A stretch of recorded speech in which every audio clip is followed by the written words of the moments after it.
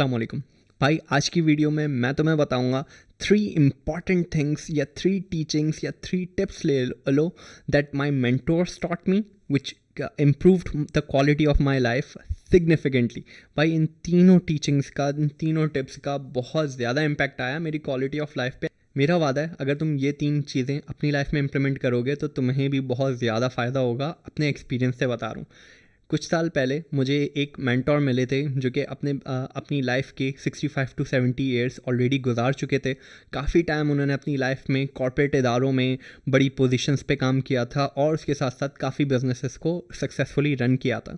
तो I ask for some time कि मैं कुछ टाइम आपके साथ काम करना चाहता हूँ, फ्री ऑफ कॉस्ट मैं आपके साथ काम करूँगा। और ये 3 चीज़ें मैंने उन्हीं से सीखी, जिसकी वजह से मैं समझता हूँ भाई काफ़ी क्वालिटी ऑफ लाइफ के अंदर मेरी इंप्रूवमेंट आई है। तो चलो स्टार्ट करते हैं। मैंने क्या सीखा तुम भी आज ही सीख लो। First thing that he taught me was planning ahead of time. अब इससे मुराद क्या है कि भाई मैं वो चाहते थे कि मैं अपनी ज़िंदगी के अंदर कम से कम 6 महीने या मोस्ट ऑप्टिमम लेवल पे 1 साल अपनी ज़िंदगी में आगे चल रहा हूँ। अब planning ahead of its time का मतलब क्या है? इसको मैंने 2 चीज़ों के अंदर इम्प्लीमेंट किया। एक तो ये कि मैंने अपना फाइनेंशियल क्वेश्चन बनाया कम से कम 6 to 7 मंथ्स का। इसके अंदर मैंने क्या किया कि other than all the investments I will do, other than all the money that I will consume, भाई मुझे 6 महीने के अपने एक्सपेंसेस के बराबर फंड्स एज एमरजेंसी फ़ंड अपने पास रखना है। कैश की सूरत में नहीं, किसी भी एसेट की फॉर्म में रख लो। अब वो तुम गोल्ड की सूरत में कन्वर्ट करके रख लो, करेंसी की सूरत में रख लो, whatever it is, but 6 महीने के एक्सपेंसेस का फाइनेंशियल क्वेश्चन तुम्हारे पास होना चाहिए। ताकि आज से अगर तुम्हारी इनकम स्टॉप हो जाए तो अगले 6 महीने तक तुम फ्री माइंड के साथ, बिल्कुल दिमागी सुकून के साथ चीज़ों पे फोकस कर सको। अब इस टाइम के अंदर भले ही तुम वेकेशन लेना चाहते हो अपनी फैमिली के साथ, या कोई नया स्किल सेट सीखना चाहते हो, या किसी और इंडस्ट्री के अंदर कदम रखना चाहते हो, तो कम से कम 6 महीने का फाइनेंशियल क्वेश्चन हो, क्योंकि इतना टाइम लग जाता है किसी भी झटके से बंदे को सर्वाइव करते हुए। एक तो फाइनेंशियल क्वेश्चन वाला पार्ट हो गया। सेकंड वॉज कि मेरे माइलस्टोन्स जो हैं वो मैं कम से कम 6 मंथ्स के या 1 साल का मैं अपना माइलस्टोन सेट करके रखूं कि भाई अगले 6 महीने के अंदर मेरी क्या एक्टिविटीज़ होंगी, मैं किन चीज़ों पे ज़्यादा फोकस कर रहा हूँ, किन चीज़ों पे नहीं कर रहा हूँ, और अगले 1 साल के अंदर मैं उसका क्या इम्पैक्ट लाना चाहता हूँ, उसके थ्रू मैं क्या वैल्यू क्रिएट करना चाहता हूँ। फॉर एग्जाम्पल पिछले कुछ सालों में मैंने अपने 6 महीने के टारगेट्स रखे हुए थे और क्वार्टरली टारगेट्स रखे हुए थे। मिसाल के तौर पे कि मैं 4 मंथ्स कंसिस्टेंसी से एक इस स्किल सेट पे काम करूँगा। मिसाल के तौर पे एसईओ के अंदर स्पेसिफिकली मैं सिर्फ बैकलिंकिंग करूँगा, 4 महीने खुद बैठ के एग्जीक्यूट करूँगा, और बाकी 2 महीने उस स्किल सेट के ऊपर प्रोजेक्ट्स गेन करूँगा। और उसके बाद से आफ्टर 6 मंथ्स, बाकी 6 मंथ्स के अंदर मैं उसके ऊपर अपने इंटर्नीस को ट्रेन करूँगा ताकि उस सर्विस को हम अपनी डिजिटल एजेंसी के अंदर इंट्रोड्यूस कर सकें। ये एक छोटा सा एग्जाम्पल था उसका। और फाइनेंशियल क्वेश्चन होने से ये फ़ायदा होता है कि भाई at every time in my life मैं सुकून से रह सकता हूँ कि चलो अगर मेरे साथ कुछ बुरा जस्ट इन केस मेरा सोर्सेज ऑफ इनकम इम्पैक्ट होता है, तो कम से कम 6 महीने का मुझे ये माइलस्टोन हासिल है कि भाई मैं उसमें से निकलने के लिए कुछ ना कुछ सोच सकता हूँ, और 6 महीने में कुछ ना कुछ तो मैं अपनी लाइफ के साथ बेहतरी की तरफ कर ही लूँगा। तो ये मैं सुकून से इस चीज़ को लेके रखता हूँ। Second teaching was how to set milestones. भाई मैं बहुत गलत तरीके से, या बहुत से लोग गलत तरीके से ना अपने टारगेट्स सेट कर रहे होते हैं, और ये चीज़ मैंने देखी कि उन्होंने मुझे डिफरेंटली सिखाई।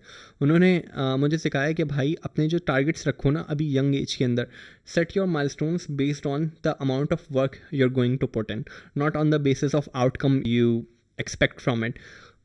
वो चाहते थे भाई कि मैं अपनी लाइफ के अंदर ना इस किस्म के माइलस्टोन्स रखूं कि मैं उसके अंदर कितना काम करने वाला हूं।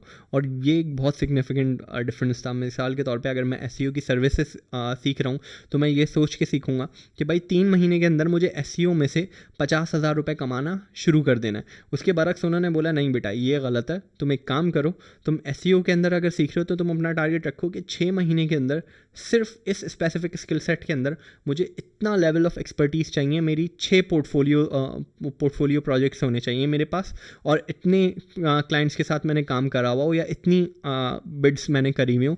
ये माइलस्टोन सेट करो और आउटकम इवेंचुअली चल के तुम्हारे पास आएगा।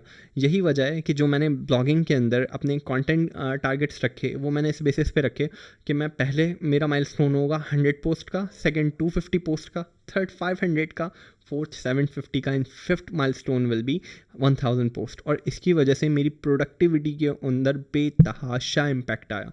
पहले मैं क्या सोचता था कि भाई पैसे आना शुरू होंगे एडसेंस से तो काम करेंगे। बाद में मैंने क्या करना शुरू किया कि भाई इतना काम तो लाजमी करना है, उसके बाद देखेंगे कितना इम्पैक्ट आया, उसका रिजल्ट क्या क्रिएट हुआ। इसी तरीके से इस यूट्यूब चैनल को ऊपर लेके मेरा पहला माइलस्टोन था कि भाई मुझे 100 वीडियोस क्रिएट करनी है और 100 वीडियोस के अंदर मुझे अपनी वीडियो क्वालिटी एक सर्टेन लेवल तक आनी है, एक काबिल कबूल लेवल तक लेके आनी है और अपने कॉन्फिडेंस को, अपनी फ्लुएंसी को इम्प्रूव करना है, जो कि मैंने फर्स्ट 100 वीडियोज़ के अंदर अचीव किया। नाउ सेकंड माइलस्टोन जिसके ऊपर मैं काम कर रहा हूँ दैट इज़ कि मुझे 200 वीडियोज़ तक बिना पीछे मुड़े स्ट्रेट अवे वैल्यूएबल कंटेंट बनाना है, जिससे जो भी कोई देखे, जो भी ये मेरा कंटेंट कंज्यूम करे, उसको वैल्यू ज़रूर रिसीव हो, ताकि वो आगे और कंटेंट देखने का भी ख्वाहिशमंद हो। Third valuable teaching was spending on need before luxury. भाई हम अक्सर औकात अपनी ज़िंदगी में क्या करते हैं कि हम अपनी लग्जरी के ऊपर या दिखावे के ऊपर, ऐसी चीज़ों के ऊपर पैसा स्पेंड कर देते हैं जिसकी वजह से हमें बाद में वो चीज़ें बेचनी पड़ती हैं जिनकी हमें ज़रूरत है। तो ये वाला काम नहीं करना है। उन्होंने बताया कि भाई पहले, सबसे पहले तो अपनी रिक्वायरमेंट्स पूरी कर लो हर तरीके से। मिसाल के तौर पर अगर आप खाना खा रहे हैं तो आप कोशिश करें बेहतरीन हेल्दी फूड के ऊपर आप पहले पैसा खर्च करें, ना कि बहुत लग्जूरियस रेस्टोरेंट के ऊपर जाके मुझे खाना खाना है या आउटिंग्स कितनी करनी है इसके ऊपर। यही चीज़ मैंने इम्प्लीमेंट की when I was purchasing the car. जब मैंने ब्लॉक फ्लिप किया तो मैंने सोचा कि अच्छा अब मुझे गाड़ी अपग्रेड करनी चाहिए। अब मेरे पास दो ऑप्शंस थे, या तो मैं मोस्ट लेटेस्ट और लग्जूरियस ऑप्शन की तरफ जाऊँ, मिसाल के तौर पे एक सेडान कार के पास जाऊँ जो कि लेटेस्ट मॉडल और लेटेस्ट फीचर्स के साथ हो, जो कि मैं परचेस पावर में था मेरी, मैं ख़रीद सकता था। लेकिन उससे क्या होता है, मेरा फाइनेंशियल फ्लो भी डिस्ट्रैक्ट होता है, उसके अलावा मुझे ज़्यादा पैसे पे करने पड़ते हैं उसको ख़रीदने में। दूसरा ये कि भाई वो कार मेरा एसेट तो है नहीं, मेरा एक्सपेंस है। अब उस गाड़ी को, जो कि ज़्यादा बड़ी है, सेडान गाड़ी है या ज़्यादा सीसीज़ की है, उसको चलाने में उसकी मेंटेनेंस भी ज़्यादा महंगी पड़ती है, उसका फ्यूल एवरेज भी ज़्यादा महंगा पड़ता उस टाइम पे। हालांकि मेरी ख्वाहिश तो बहुत थी कि भाई सेडान गाड़ी चलाएं, बड़ी लग्जूरियस होती है, चलाने के लिए मज़ा आता है। बट मैंने अपना दिल मार के उस वक्त वो गाड़ी ली जो कि मेरे हिसाब से मोस्ट ऑप्टिमम थी मेरी रिक्वायरमेंट्स को सूट करते हुए। मैंने 660 कार का इंतखाब किया कि भाई 660 सीसी गाड़ी सबसे ज़्यादा फ्यूल एफिशिएंट होती है, और उसके ऐसा मॉडल सेलेक्ट किया उसमें भी जिसके पार्ट्स मार्केट में सबसे ज़्यादा रेडिली अवेलेबल हो। थर्ड, इंतहाई नीट एंड क्लीन हो और मेरी मतलब इमेज के साथ चल जाए, चलते का नाम गाड़ी हो। उससे मुझे आज फ़ायदा बहुत हद तक ये हुआ कि भाई उस टाइम पे अगर मैं सेडान गाड़ी ले लेता या कोई लग्जरियस गाड़ी ले लेता तो उसका पेट्रोल का बिल भरते भरते ना मेरी जान फूक जानी थी, उसके अलावा उसकी मेंटेनेंस कराते कराते मेरी जान फूक जानी थी। अभी जो मैं कार ड्राइव कर रहा हूँ वो मैं बिल्कुल ना, मतलब गधा गाड़ी की तरह यूज़ कर लेता हूँ। उसके अंदर सामान जो डालना होता है वो भी डाल देता हूँ, जगह जगह से लग जाती है तो अफसोस नहीं होता, अच्छा चलो मेंटेनेंस के ऊपर कम खर्चा होगा। मतलब इतनी ज़्यादा इकोनॉमिकल और फ्यूल एफिशिएंट है कि आप बाइक की तरह उसको इस्तेमाल कर लो। मतलब दही लेने भी जाने के लिए आप गाड़ी लेके जा सकते हो एसी ऑन करके, कोई टेंशन वाली बात नहीं है। डेली ड्रिवन, हर काम के अंदर एफिशिएंट है। तो that really help me out कि भाई मैं जब भी महीने की इनकम आती है सबसे पहले अपनी सारी रिक्वायरमेंट्स को पूरा करूँगा।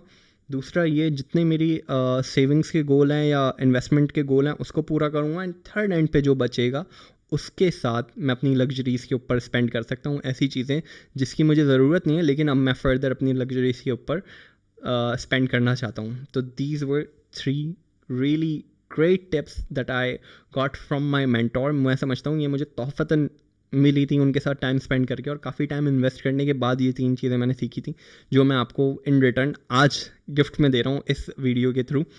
इनको इम्प्लीमेंट करके देखो, आई एम श्योर भाई क्वालिटी ऑफ लाइफ के अंदर काफ़ी इम्पैक्ट आएगा इन तीनों का। उम्मीद करता हूँ वीडियो अच्छी लगी होगी। अपना बहुत ख्याल रखो। खुदा हाफ़िज़।